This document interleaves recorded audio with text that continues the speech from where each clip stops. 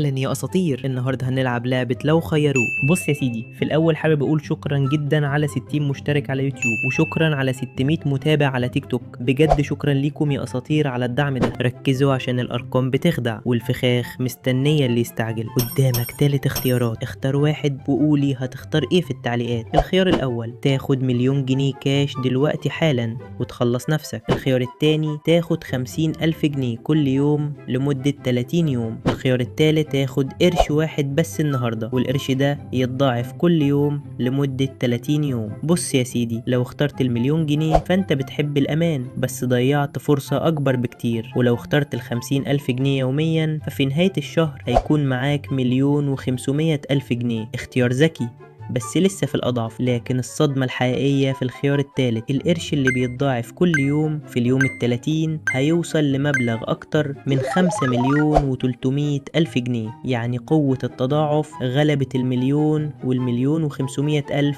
بضربة قاضية. دلوقتي قولي في التعليقات، كنت هتختار المليون ولا كان عقلك هيرشدك لقرش التضاعف؟ ومستني المتابعة عشان القضية اللي جاية تقيلة جدا. سلام يا أساطير.